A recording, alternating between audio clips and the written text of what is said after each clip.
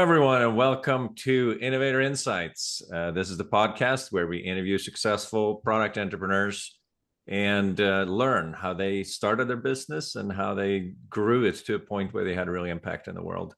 This week, we're talking to not a traditional product entrepreneur, but somebody who's heavily involved in helping product entrepreneurs be successful. So without further ado, we're excited to introduce Yohan Jacob. He's the founder and president of Retailbound.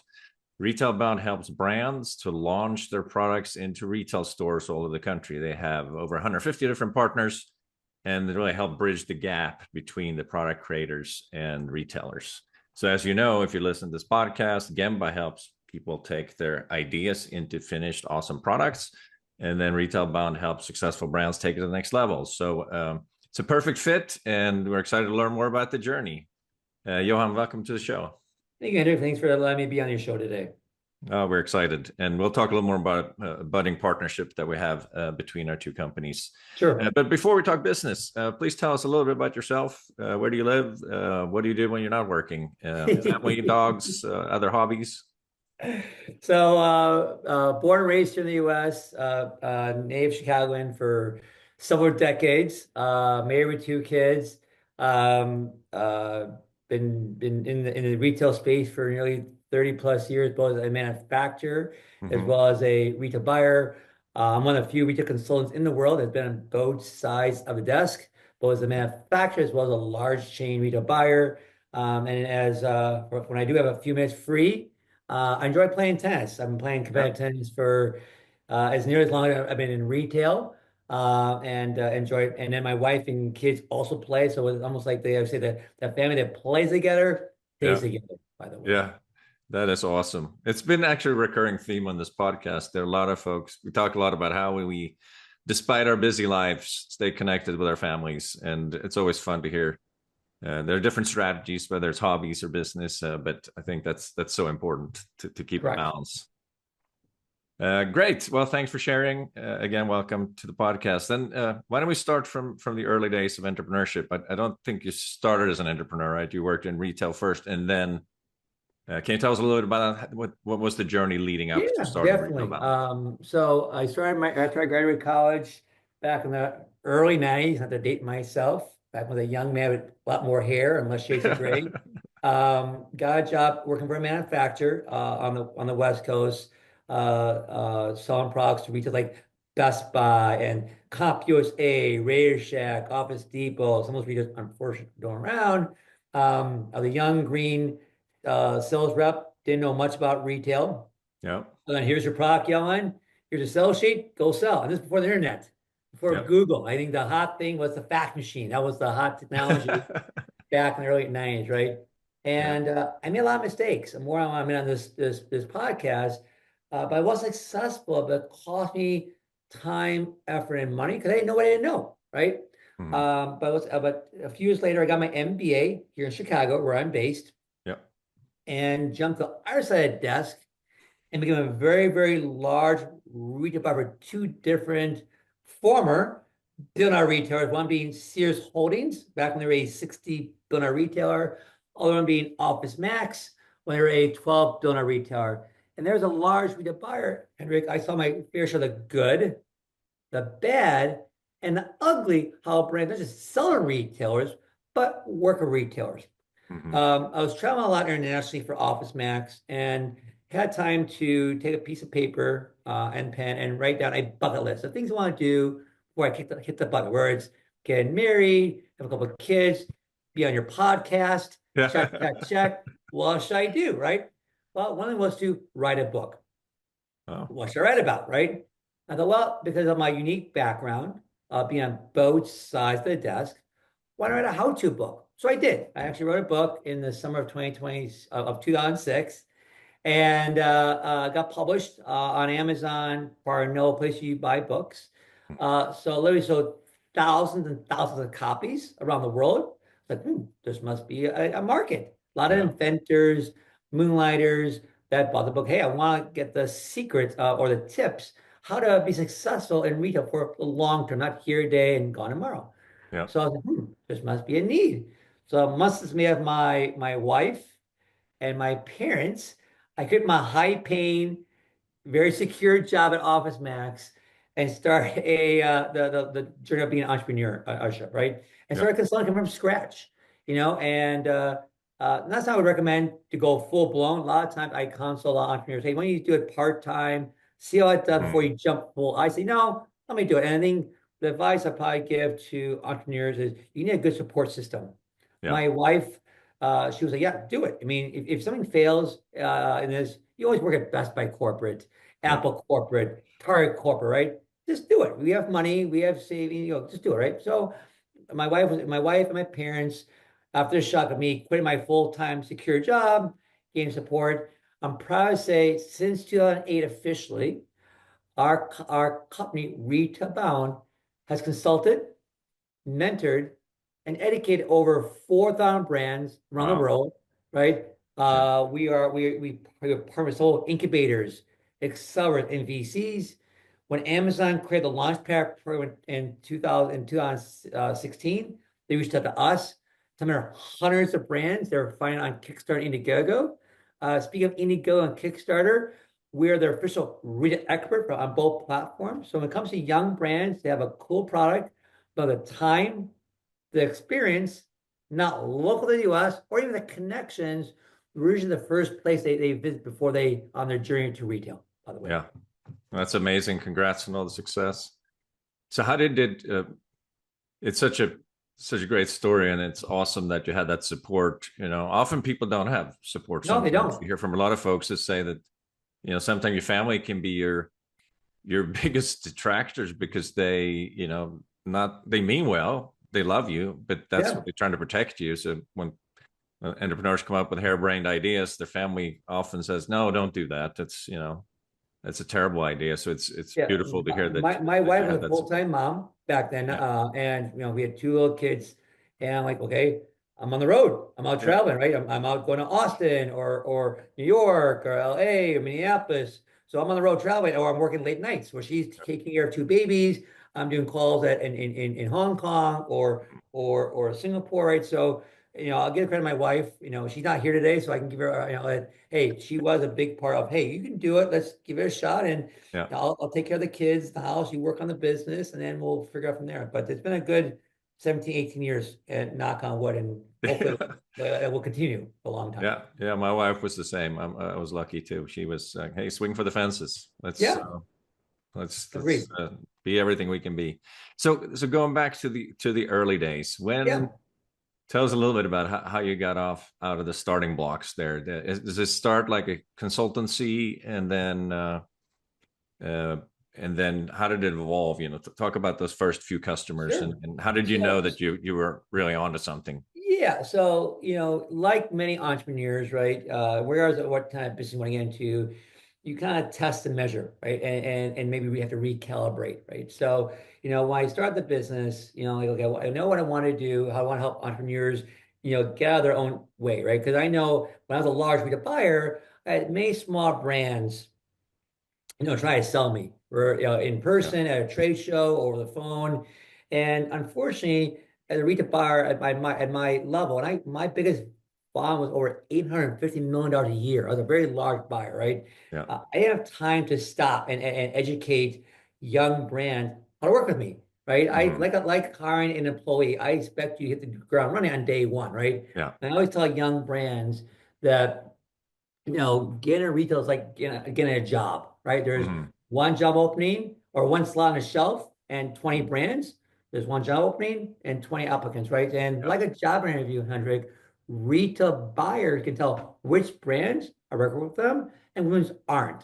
Those yeah. aren't, waste their time, waste the buyer's time, and don't get a second chance of making a first impression. So Uh-huh. when I started the agency back in 2008, there are a lot of great. I thought maybe be a rep. I have a lot of buyer friends in other around the U.S. where it's Apple or Costco or Best Buy or Walmart. I could reach out to them, right? And hmm like no, there are a lot of great reps, and again, it's not the need is a rep loves helping brands are already ready to go, right? But what hmm that brand that doesn't have understand pricing, packaging, logistics, marketing, right? hmm Right? A rep, they're hunters. right? Yeah. I'm already established. You got a brown box or a white box. I'm start knocking on doors, right? Yeah. But a lot of brands aren't ready to talk to a rep or distributor or retailer, right?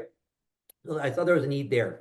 But a lot of the consultancies out there that help young brands get ready for retail Mm. really had a limited, from my experience, limited knowledge. They were mostly manufacturers, right? Maybe they're a buyer, but very few of them were on both sides of the desk, right? Yeah. Right. So I said there was a need there, right? So I said, well, I'm gonna be a consultancy and maybe charge an hourly fee, work with Mm. inventors and see how I go from there, right?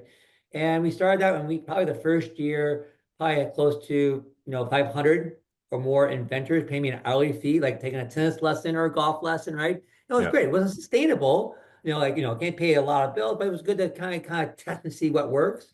And eventually, we transitioned from an hourly 1 hour at a time, like a tennis lesson or golf lesson, to okay, now you're booking 8 hours a week, 16 Hmm. hours, and now I'm gonna just consult you. I'm actually help you be your fractional retail channel manager and actually not just get you ready for retail, but placed in retail and grow in retail till eventually you say, Yohan, it's been a great 2 years. Attaboy, I'm going to hire Susie to replace you. And that's been, and Yeah. luckily, in the last 17 years, Hendrik, and doing this, we've yet been fired Yeah. as a consultancy. Because like Gemba, we're very selective who we onboard here. We Yeah. don't want to take your money and do a horrible job. That's bad for us, bad for you, bad for the industry, right? Yeah. So, but our job is be an interim solution. And basically, if we do a good job, we'll basically work ourselves out of a job. But our model Yeah. was let's be a consultancy, start an hourly fee, and eventually transition to a more of a retainer model. Hmm. And it's been our model for the last 17 plus years. Yeah. Yeah. I mean, it's so powerful that you've been on both sides and you sat in that seat. Would you mind sharing some of the things that, so you're sitting there and like you said, you're evaluating, you have 20 of them coming in, you're holding their dreams in your hand with your Correct. The yes part and of the no. PO, part of the Yeah. PO. And like you said, it's not your job to educate them necessarily, No, but it's but what not. are the things that you're looking for? Like what are the top three or mistakes that brands do that you immediately in that seat you say they're not ready? So the first thing is what's your competitive advantage over other brands out there? A lot of brands will just sell me. They want to sell to me, Yeah. versus trying to how to make you look good as a buyer, right? Because as a retail buyer, I have three basic KPIs. Will your product drive top line revenue? Yeah.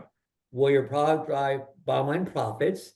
And will your Yeah. product return X number of times, right? And if your product doesn't check all three boxes, I'm moving on to the next brand, right? But a lot of brands who reach out to me don't understand. Okay, here's my product. Well, great. I have 40 other products like you at the same price, same features. Why do I need another Bluetooth speaker, Yeah. another wireless headphone, another massage gun, right? There's a very Yeah. saturated category, and having the lowest price isn't the main selling feature. You rely on Hmm. that, you're not going to make a lot of money, right? Yeah. What's your our philosophy is, price high. It's always easy to come down. It's Hmm. very hard to price low and go up. So a lot Yeah. of our clients we work with, probably like Gemba, have unique features and benefits, IP, right? There's margin, right? It's easy to sell it to an Apple or a Best Buy, or Costco, but having the lowest price through a speaker, Best Buy's like, well, I got 40 of these every day. I don't need a 41, right? Yeah. So the biggest one is what makes you special, Yeah. right? If price is only main component, then move on. Hmm. The second thing issue that I see a lot of young brands worry about is marketing. They're so concerned about driving sell in to a Best Buy or Target. Yeah. Great. What about sell through? I mean, sell through. Well, don't you want a repeat PO? Yeah. Having repeat purchase orders is a sign of longevity with any retailer. If you're getting a Hmm. PO every week or every month versus every quarter or every year, there's probably a good chance, Hendrik, it'll be a next year assortment, right? Yeah. Um, and a lot of brands, well, I sold to you. The joke is I sold to you, maybe didn't sell, right? Hmm. So having a marketing plan, right, where it's promotions, you're doing paid media, things build brand awareness to drive traffic to a Best Buy store or a Best Buy website. That's the key. A lot of brands will don't have a marketing plan. They're like, oh, I sold it to Best Buy, let them sell it. Yeah.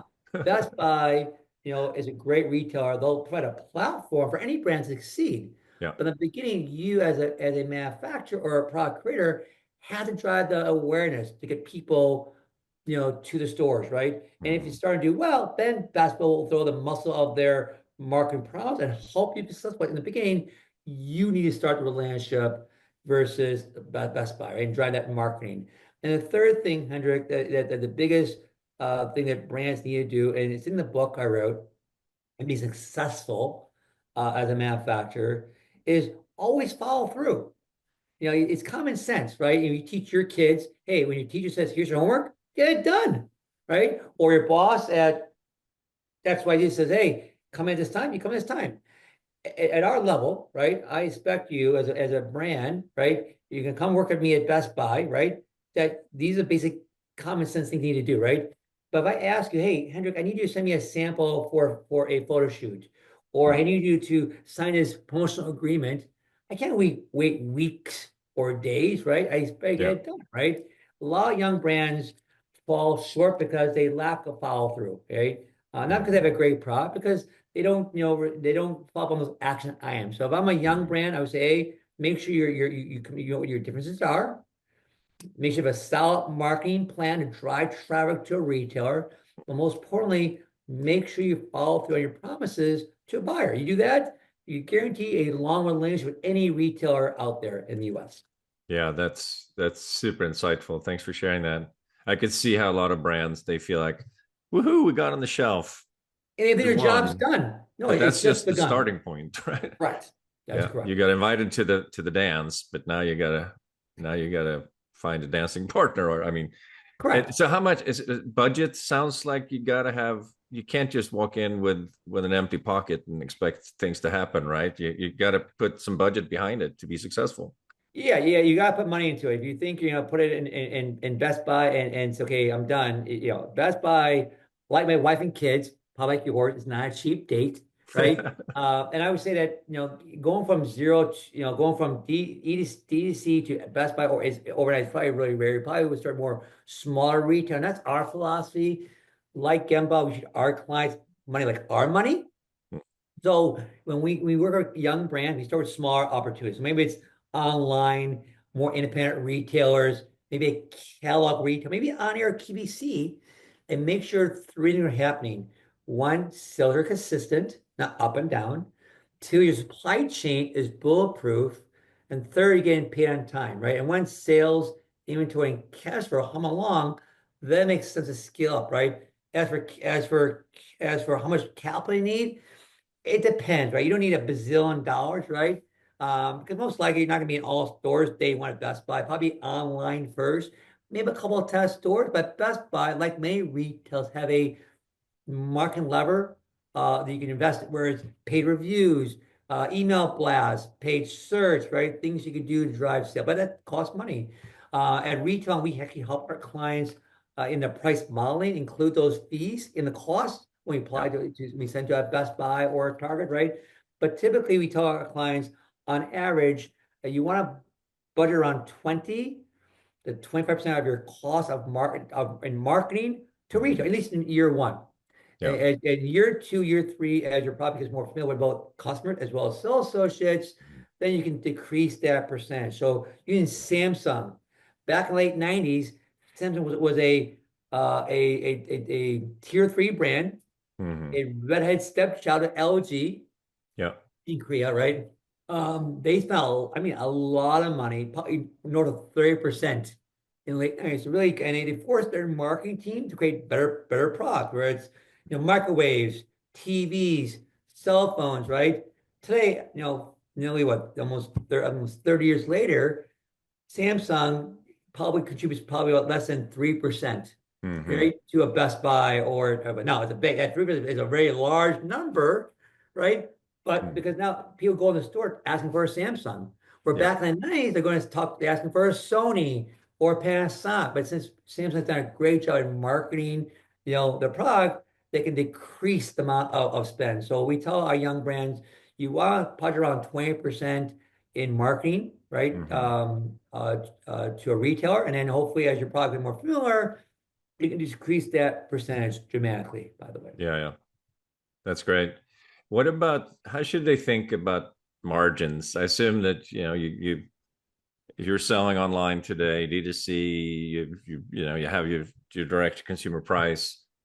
I assume that retailers want to mark up 50% or something like that. Is there a rule that you got to Yeah, have at least 80% gross I wish there margins? was. If it was, I'd probably have a job, right? Yeah. That I would say retailers have various margins based on their P&L, based on the category. So obviously towels, versus TVs, right? Hmm. Different margin requirements, right? Yep. So it varies. So is it Keystone at 50%? No, not really. So for example, it's a smart home device. It's a smart home camera. Yep. Okay. You might see it at Best Buy or a Walmart or a Target or a Costco, right? So at a Best Buy, that smart home camera for a tier two or tier three brand, they're probably in the mid 30s, right? So Hmm. if it's a $100 product, right? Best Buy's probably by around 65 bucks, right? Okay. Yep. Using simple math, right? Yep. Before any programs, any back end rebates, right? Costco, same camera, $100 camera, right? And then their margin requirements for the same camera is probably around 15%. Oh, wow. Right? But because they expect you as a manufacturer to offer some kind of discount because members, I'm a Costco member, I'm Yeah. paying a fee to be a member, right? So Costco is listen, make it $100, but throw in a extra whatever widget, maybe a free subscription for a Hmm. year, right? Yeah. And it's $100. There's a value over at Best Buy, right, or Amazon, and but their margin is a little less. Okay, Sharper Image, which is a cataloger out of Detroit. They ship out probably do 3 to 5 million catalogs per month Hmm. paper, right? Yeah. Now that same camera for $100, they need probably at least 50, Hmm. 55% of margin. Their cost probably like $45. Yeah. So here's the same camera where it's a sharper image cataloger, big box retail like Best Buy or even Costco, who was as low as 15% margin Hmm. up to nearly 60% for a cataloger. So it varied. And our job at Yeah. Retail as consultant is help the client with modeling to make sure they're not losing money than which retailer they're working with, by the way. Yeah. Yeah. Wow. Not easy. If it was easy, again, I would be out of a job today. Yeah. But this Yeah. And you also work, I believe, with a lot of more specialty retailers, right? Not just the big box, but airports and I a think plethora, college college bookstores and things like bookstores, that. Yeah. premium incentive. We buyers like myself, we kind of move slow. We kind of joke we how I hire people work for me. I hire slow and I fire fast. As a retail buyer, especially today now, I think there's a lot more cooks in the kitchen today than it was when I was a buyer back eons ago, right? So Yeah. it takes a little more time. So a young brand with burn through cash can't wait for Best Buy, they wait 2 weeks, 2 months, or even 2 years to say yes, right? We've had brands could take a year to get into Best Buy or a Target, right? It takes time, Mhm. right?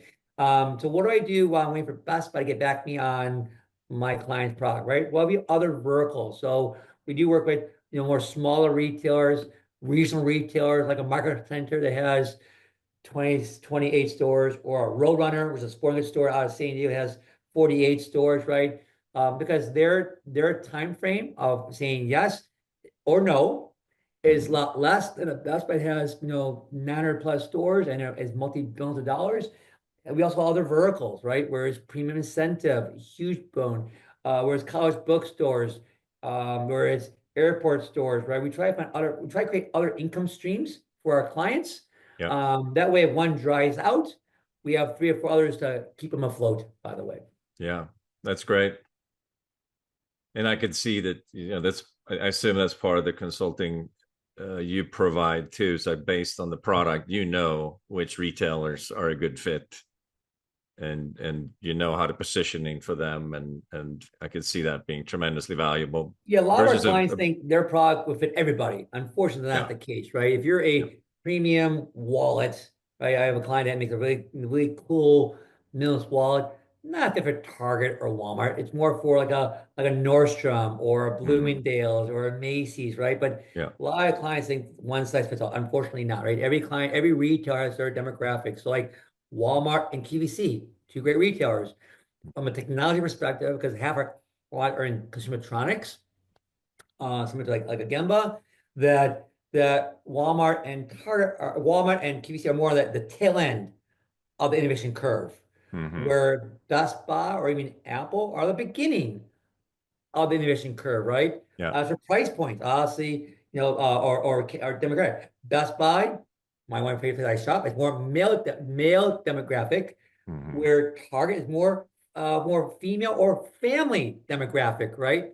Yeah. And it's for income, right? Obviously, people who are shopping at Dollar General are probably not shopping at Nordstrom or vice versa, right? So Hmm. we help our clients, in the first weeks of onboard and trying to position what makes sense, what's their advantage over the competition, which retail makes sense to launch in phase one, phase two, phase three. So it Hmm. takes time to create that journey. So I tell our clients that getting in retail or pushing retail, it's a marathon, not a sprint. It takes Yeah. time. I know a lot of our clients who are very good at DC. They run some Google ads or some Facebook ads. Like, see a lift here, right? Lift there, right? Hmm. Unfortunately, reasons like that. It's a different animal, and that takes time. That's why a lot of brands hire us to be their Sherpa, their expert, their Yoda in Yeah. this journey, until eventually they can replace it with their own Yoda or their own Sherpa in someday. And then what's kind of Hmm. cool about our program, is once we have done a good job, we get the attaboy and we've got the client into retail, Yeah. where it's brick and mortar, online, catalog, on air, all the above, right? What's kind of about our program is that once we de-engage, all the contractual obligation between retailers, distributors, even reps on board over the last 2 years of our journey, stay intact with the company because their name's not contract with Best Buy and not Retailbound, by the way. Yeah. That makes sense. So I'm sure a lot of our listeners, are thinking, I want this. When can I start? Where do I sign up? Can you give some guidance on how does a brand product company know when they're ready for this? Is there Sure. certain sales volume they need to be at? Do they need to have multiple SKUs? Help us set some Great question. guardrails. We got like them, but we got a lot of inbound leads that knock on, hey, I want to get into retail, right? Um, so if you're a entrepreneur or have a sketch on your napkin, you know, retail's not right for you. You want to probably work on your DTC strategy, or like Shopify or WooCommerce, right? Get some sales there. Perhaps maybe Amazon. Amazon has become more of a search engine Mhm. than an e-commerce platform. Two-thirds of new product search happen on Amazon. So get some sales going on DTC or Amazon, right? Get some metrics like sales, returns, reviews, right? Because retail Mhm. bars like myself, Hendrik, uh, don't want to be guinea pigs for unknown or unproven brands, right? Yeah. So, making a mistake, because no offense, so if you make a mistake on your website, yohan.com, right? Mhm. Like, oh, I've got to add a QR code in my quick start guide, or there's some software bugs in my smart camera, right? Mhm. Not going to affect you financially, big wide, because okay, a couple of customers got a bad software patch, not a big deal. Or hey, I forgot to add this thing in the manual, no big deal, right? But you work with Best Buy or Walmart or Target, it amplifies the amount of customers, right? And oh my God, if you had to do a recall Yeah. with Whew. Best Buy or Target, like literally just finisher, right? So Yeah. we tell young brands before you come to us, get some sales going, right? On Amazon or DC or even crowdfunding. And once you get some sales going, then it makes sense to talk to us, see if retail, if we had a brand come out to us last week, they're growing very quickly. Like Mhm. they're doubling their sales. Like last year they did 4.5. This year they're gonna do a 10. Awesome, right? Yeah. However, their product is very unique, very Mhm. nichey. Yeah. I said, listen, I would love to take your money, right? Love to give you a contract, Yeah. but being, someone who helps a lot, mentors a lot of entrepreneurs, I don't see a fit in retail.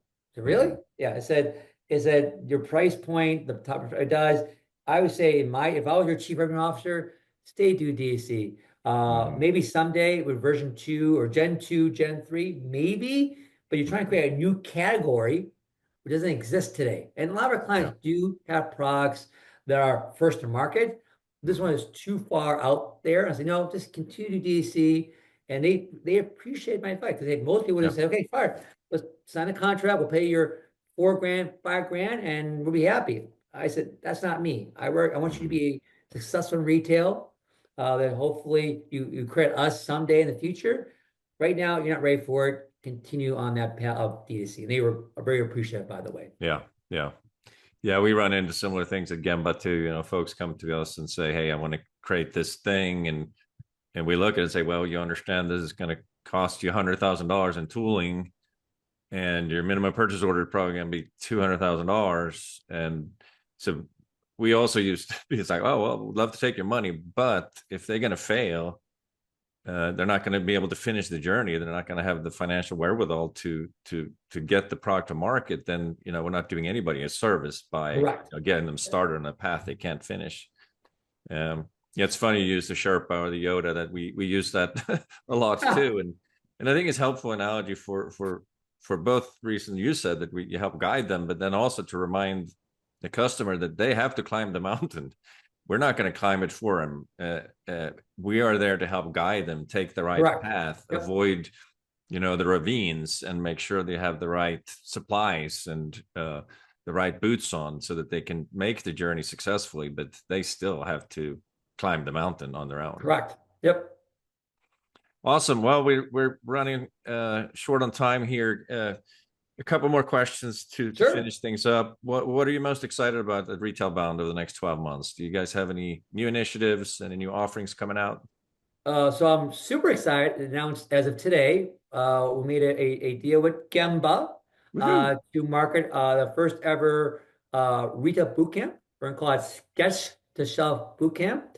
We're going to have our first session this summer, started in mid-June.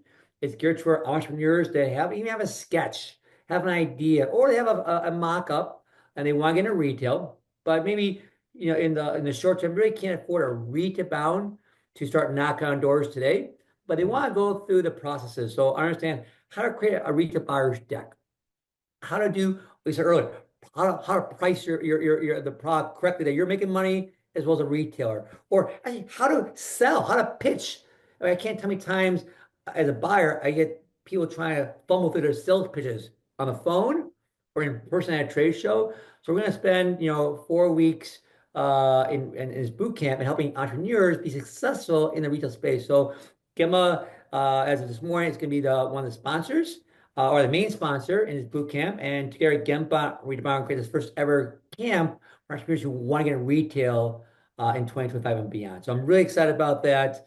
Other than that, no, I'm excited for this warm weather we're getting in Chicago. Yeah. Hit some tennis balls.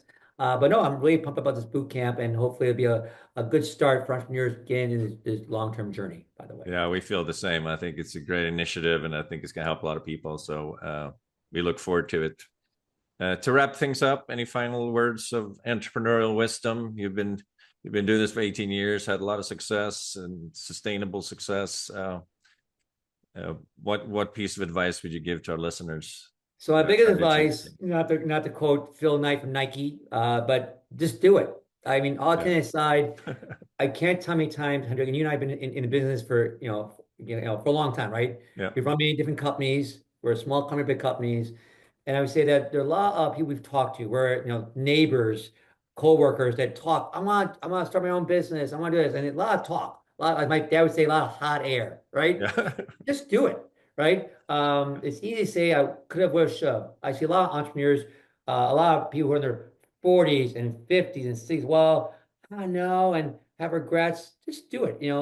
Like my wife say, hey, go do it. And if after a few months you're not seeing success, then you can start looking. You can maybe go to Best Buy or Apple. Have a plan B or plan C, but do it, right? And so I tell entrepreneurs, especially younger entrepreneurs, especially college kids who are graduating, who are, I'm going to start a business. I'm only 21, I'm 22. You have no risk, you have no mortgage, you're not married. Do it, right? Do it at 21 when you're 61. So my advice to your listeners is just do it. Don't go have a plan. Don't just close your eye and do it, but have a plan, but do it. But that way, if you fail, at least you tried it. Versus Yeah. sitting back saying, "Well, I could have been an entrepreneur. I could have had my own business. Could have. Why didn't you do it?" Right? So just do it. Yeah, that's great. Great advice. And there aren't really any excuses anymore, because it's like you wrote a book that validated your idea, or created the idea, right? Today, Sure. there's so many ways to go out and test something and see if does your concept have any legs. Are people interested in what you're talking about?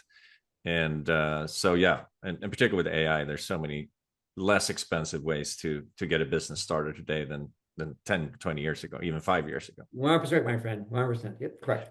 Well, Johan, thank you so much for being on the podcast. Really enjoyed it. Look forward to the partnership. Have a great rest of the year and have a great rest of your day. Thank you, Hendrik. Thank you. Bye-bye.